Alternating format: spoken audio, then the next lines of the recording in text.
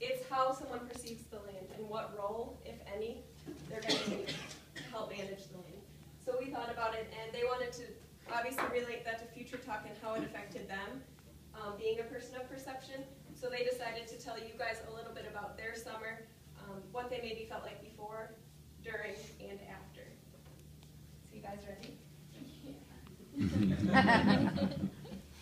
They're just teachers. Now we're going to give you guys our views on how we view the land before and after Future Talk. Before I started Future Talk, I didn't have that much appreciation for the land. I felt that land was like there for our taking. I never stopped to like smell the roses or anything like that. I just kind of like, I never really viewed or took the time just to stop and look at things. Before Future Talk, I had a lack of confidence in my knowledge of the land. Now I can go out and not step in poison ivy or see what's an invasive species, and I do have more of an appreciation. And then after joining Future Talk, I have tons more appreciation for the land around us. Like when I was fishing or something, I always pay attention to just fishing. I never stopped to look around, but now going to places like Swiss Valley, Mines of Spain, I just stop and think like, what a beautiful world we live in. And if you just stop to take the time, you will be absolutely amazed. So my new knowledge, it makes me comfortable outside, and I'm more comfortable hiking and going out into nature. And I have a confidence to share my knowledge with people who may not know it or people who really appreciate it. So in the Future Talk program, our education was based on the Leopold Project, and we learned about land ethic.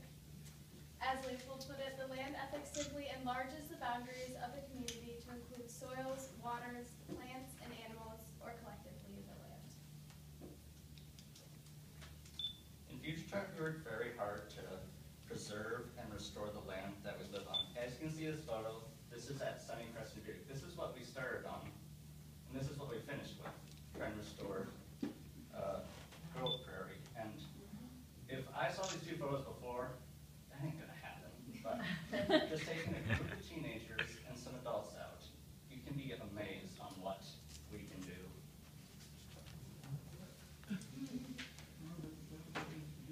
So every Friday, we would go out and go into the community for our service hours.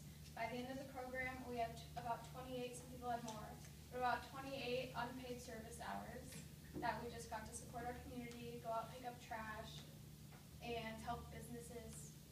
And as Leopold put it, there are two things that interest me: the relationship of people to each other and the relation of people to the land. And we really developed a relationship with our community and with the land. One of the most important parts of Future Talk is our service work, whether it's picking up trash on the side of the road, volunteering at the Boys and Girls Club, or selling flowers to raise money for the rescue mission. And this lady right here, which you'll see a video, very much appreciates what we do. So concerned. I really, truly appreciate it for our community. It is so awesome that you young people are out here doing this for us. It's very disrespectful when people drive by and throw their trashes out on our streets, and to see all you young people out here doing this for us as a citizen in our community, I truly appreciate it, and thank you from the bottom of our hearts.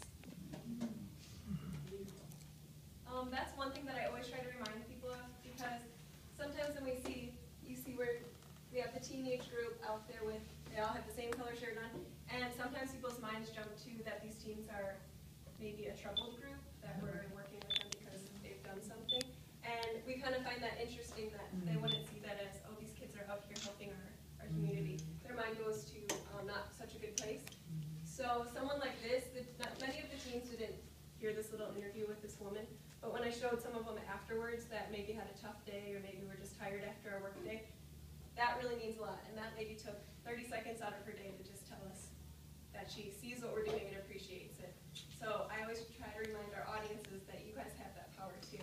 And it reminds me, myself, when I see different groups out, or just a single person, you always want to try to encourage them on what they're doing. So here are some of our personal views in Future Talk. We now have more land restoration, and management of natural areas. Even though Aldo Leopold isn't alive today, we can still learn so much from the legacy that he has left us as individuals working to restore, maintain, and appreciate the land that we live on. And feeling a part of nature and feeling like we belong there. I personally feel like the places we worked at during the summer, I'm part of that. That's my trophy. But the important question is,